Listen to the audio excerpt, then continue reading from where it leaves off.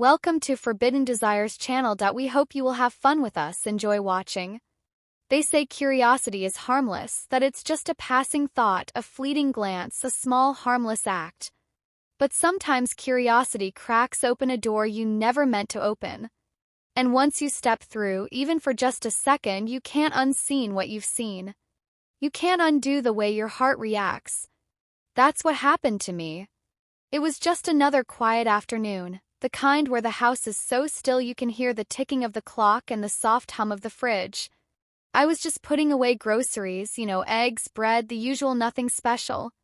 And then I heard something faint, like a whisper, a sound coming from down the hall. It wasn't loud, it wasn't even anything obvious, but it was something enough to make me stop what I was doing, enough to make my heart skip. Just a little. I followed the sound to my stepson James's door. It was cracked open, just a sliver, just enough to let curiosity slip through. And I wish I could tell you I turned around. That I respected his face, that I chose the responsible path, but I didn't. I looked, and in that moment my world tilted. It wasn't the video itself that caught me off guard. I mean, let's be honest. We've all stumbled across things we shouldn't see. It was his face, the way he was watching, not with lust, not with amusement, but with sadness, with longing, with this ache that mirrored something I'd been feeling for months, maybe years, and right there in that hallway, with the grocery bag slipping out of my hand and my heart thudding louder than it should. I knew this wasn't about a video. This was about something much deeper: loneliness, isolation, the quiet kind of pain that settles in your bones and convinces you that you're invisible. And I wondered if he felt the same way I did, if he too was carrying something heavy that no one else could see. I wish I could say that was the end of it, that I closed the door and walked away and never thought about it again. But it was only the beginning, that single moment. One look changed everything, and I'm still not sure if I was trying to help him or help myself. Before I go on, I need to ask you something, because I'm not here to pretend I did everything right. I'm just here to be real, to open up, raw and honest. If you've ever felt unseen, unheard, if you've ever done something out of loneliness that you can't explain, then maybe, just maybe, you'll understand. So if you're new here, if you believe in true stories that don't shy away from the messy parts of being human, subscribe to Forbidden Desires, hit the bell icon so you don't miss what comes next, because you won't believe what happened after I saw what my stepson was watching. And trust me, this story, it only gets harder from here. I guess I should tell you who I am. My name's Claire, I'm 38, been married once before, got out of that with more scars than souvenirs. And somehow I thought marrying Henry would be the fresh start I needed. Henry. He's the kind of man who walks into a room and fills it with presence but not warmth.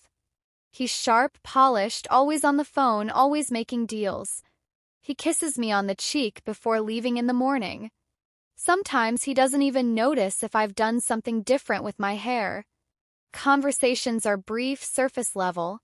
He loves structure, order, silence. And maybe once I mistook that for stability. Our house is beautiful, spotless, even you'd walk in and think it's perfect. Marble countertops, glass vases, big windows that let in just enough light to make everything look expensive. But the silence inside those walls, it's loud. Kitchen feels more like a showroom than a place where people gather. The living room. We sit side by side, but it's like being on 3 different islands. We don't touch, we don't talk, we just exist together, but alone. Then there's James. He's Henry's son. 20 years old, he moved in a few months ago, said he needed a break from college life. He never really said why, just showed up with his backpack and those tired eyes and stayed. At first I thought it'd be temporary, a few weeks, but weeks turned into months. He's quiet, polite, always says thank you when I make dinner, always washes his own dishes. He barely makes eye contact. He spends most of his time in his room, door closed, headphones on. We pass each other in the hallway like strangers, a nod, a faint smile, and that's it. But even without words, I could feel something in him, a kind of stillness, like someone carrying more than he was letting on. First I tried to talk to him, asked how school was going, if he needed anything. But he always kept it short, like he didn't want to burden me with too much of himself. I didn't push. God knows I'm used to being ignored in this house. Truth is, I had imagined something different when I said yes to Henry. Pictured late-night conversations, maybe even game nights or shared dinners, a real family, some kind of warmth. But this house isn't built for warmth. It's all cold walls and polite distance. Every day I feel a little more invisible. Sometimes I look in the mirror and I barely recognize myself. There's no glow, no spark, just tired eyes and quiet resignation. And James, maybe he was feeling the same thing. Maybe we were both just three people drifting in a house too big for any kind of connection. I never thought much of it until that moment outside his door, until I saw what he was watching and the look on his face. That was when something shifted, not just in the air between us but inside me, a kind of understanding, a recognition. And that's what scares me the most. It wasn't a look of shame. It was loneliness, the same kind I'd been carrying around for far too long. And maybe that's where this story really begins, not with a video, not with a glance, but with three people in the same house feeling exactly the same thing alone. It was a Thursday, I remember, because it was the one day I didn't have anything planned, no errands, no chores piling up, just a quick trip to the store. And then maybe some quiet. I got home earlier than usual. The sun was still bright, slanting through the living room, blinds like golden ribbons across the floor. The house, as always, was still. I carried the bags in, set them down on the counter. The silence greeted me again, its usual cold, familiar hug. I could hear the hum of the fridge, the tick of the wall clock, the faint creak of the floor under my steps, and then something else, a sound soft, almost imperceptible, coming from down the hall. First, I didn't think much of it. James's room, probably just music or a podcast. Maybe one of those shows he binges late at night, but there was something in the tone, something about the rhythm, the quiet pauses, the low murmur of a woman's voice. Not quite entertainment, not quite casual. I walked slowly, almost without thinking. Each step felt strange, like I wasn't fully in my own body, like I was being pulled by concern, by curiosity, by something else I couldn't name at the time. His door was slightly ajar, just enough for me to see the glow of his laptop screen. I should have turned back. I know that now, but I didn't.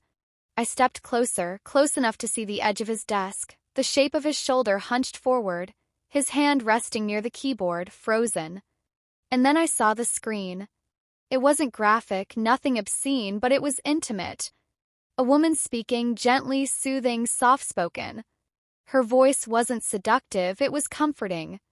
She wasn't selling fantasy. She was explaining something, teaching something. It was about closeness, emotional connection, touch, consent, vulnerability. It wasn't the video that stopped me cold. It was James, his face.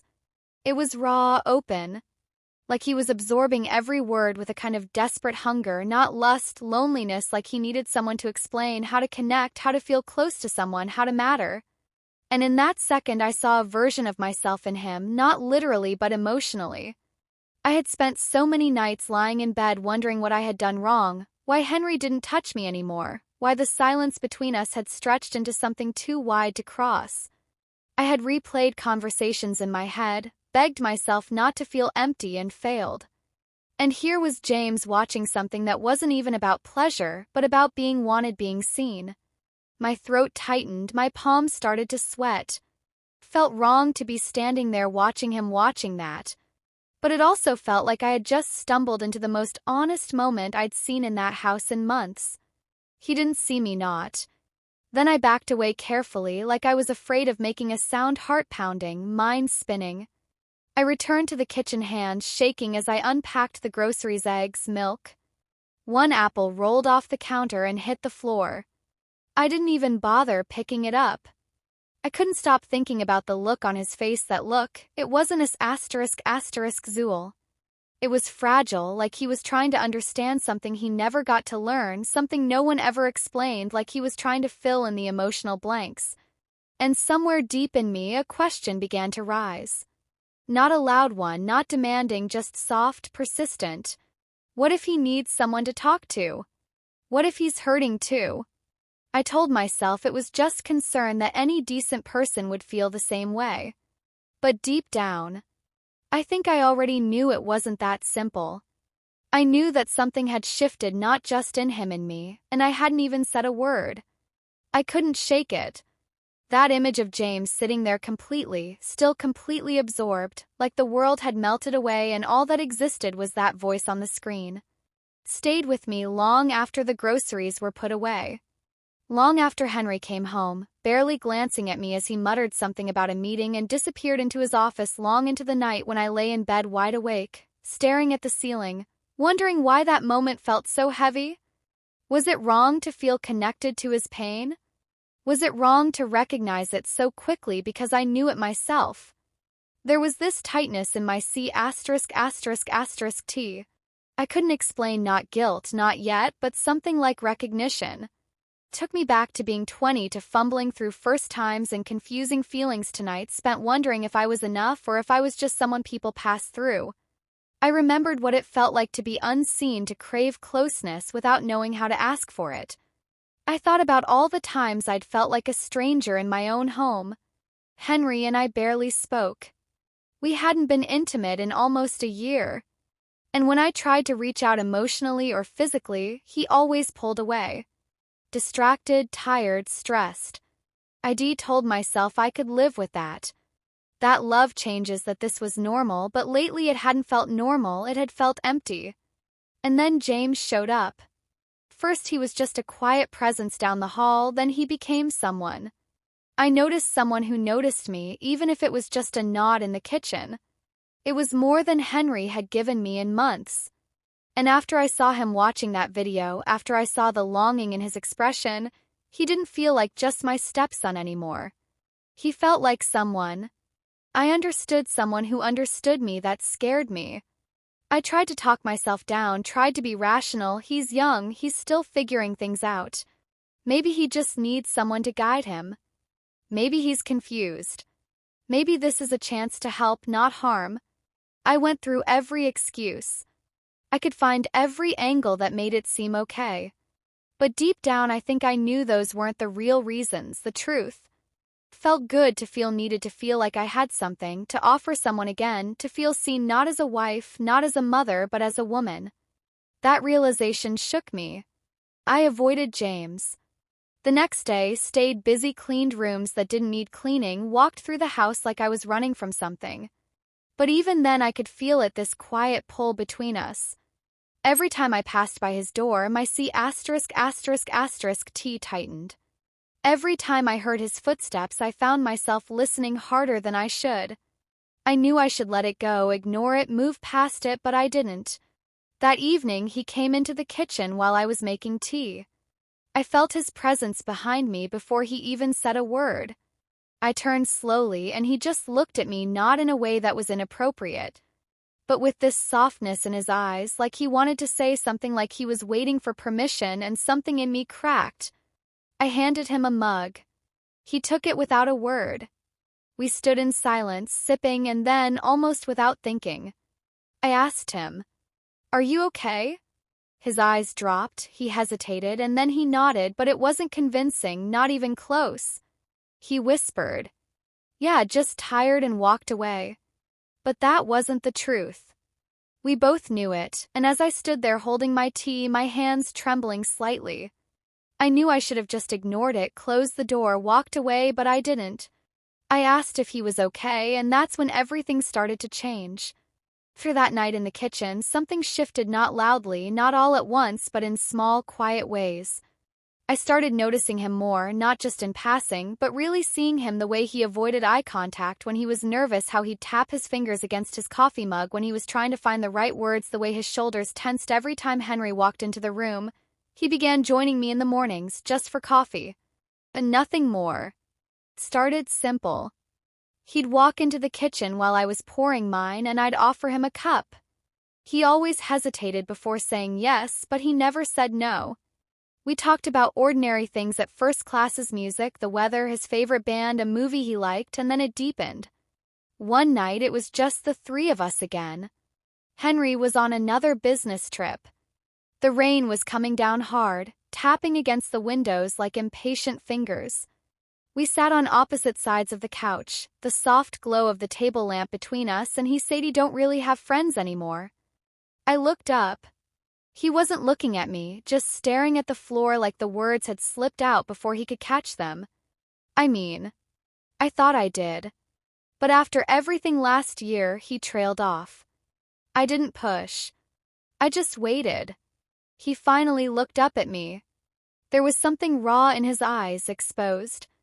I don't feel like I'm enough for anyone. Not smart enough, not strong, not a man. Those words sat between us like something sacred, delicate, breakable. I swallowed hard because hearing him say that it pulled something out of me. I wasn't ready to face. I wanted to reach out to comfort him, but instead I said the only thing I could, "You're not alone." He nodded, and we sat there in silence. But not the empty kind. This silence felt full, like we were sharing something we didn't know how to name. After that, the moments came more often, a late-night snack turning into a 3-hour talk about childhood memories, a shared laugh over some old cartoon theme song, a quiet, lingering glance when we passed each other in the hallway. It wasn't physical, but it wasn't innocent either. There was a new energy between us, charged, unspoken, unacknowledged. One night I stood outside his door. I had come to ask if he wanted dinner, but I didn't knock. I just stood there, listening to him breathe on the other side. Then I walked back to my room, but this time I didn't close the door all the way, just a crack. Maybe I told myself it was nothing, that it was hot in the house, that I liked to keep the air flowing. But I knew better. That tiny crack in the door. It was a signal, not loud, not obvious. But it was there, and I think he noticed, because the next night the storm hit. Power went out. The whole house went dark. I was already in bed, staring at the ceiling. When I heard footsteps in the hallway, they paused at my door. I held my breath. Then I heard his voice, soft, hesitant, "Claire." I sat up. The hallway was pitch black, but I could see his shape outlined in the doorway. I don't really like the dark, I never have." His voice was quieter now, barely a whisper. Something in me cracked open. "Come in," I said. He stepped into the room slowly, like he wasn't sure he was allowed. He didn't sit on the bed, just on the floor beside it. I could barely see his face, but I could feel the tension in the air. Heavy. Fragile. We didn't talk much, just sat there listening to the rain, the occasional clap of thunder shaking the windows. And then, after what felt like forever, he spoke. "Do you know why I came back home?" I turned, slightly unsure if I should answer. He didn't wait for me to. I didn't feel like I belonged anywhere, not at school. Not with friends, not even with Dad. I wanted to reach out. I wanted to say something comforting, but nothing felt right, and then he said it. "You're the only one who makes me feel safe." Those words hit something deep inside me, like he had found the part of me I'd tried to bury, because no one had said that to me in years. No one had looked at me and seen refuge in that moment. I didn't feel like his stepmother. I didn't feel like anyone's anything. I just felt needed, and I wasn't sure how to come back from that. He sat there on the floor for a long time. Neither of us moved. The storm outside had softened, but inside the room the air still felt charged. I kept my knees tucked under the blanket, hands clenched tight around the sheets, as if letting go would let something else loose too. He was so close.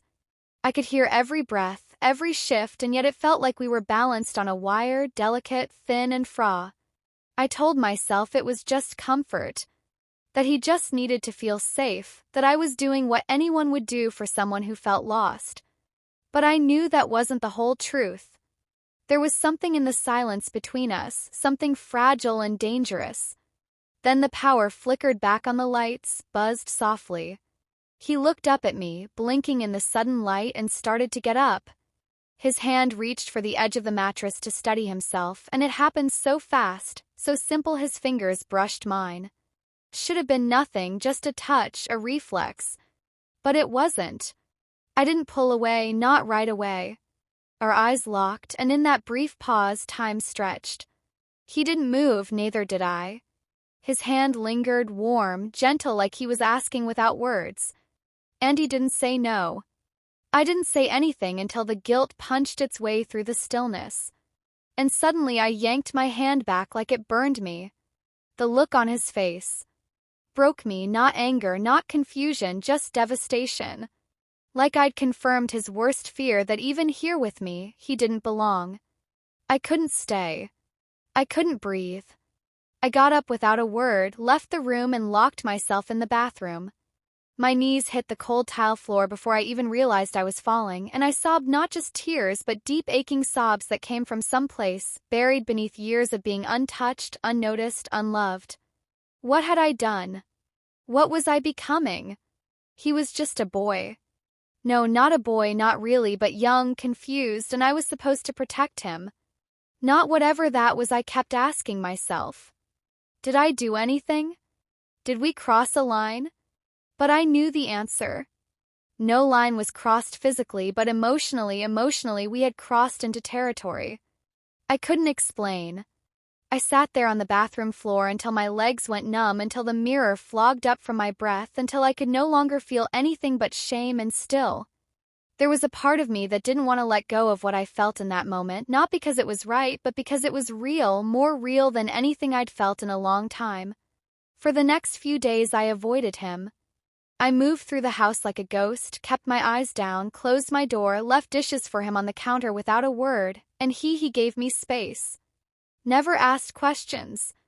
Never tried to recreate that night, but I felt his presence everywhere, in every footstep, every pause in the hallway, every breath I took.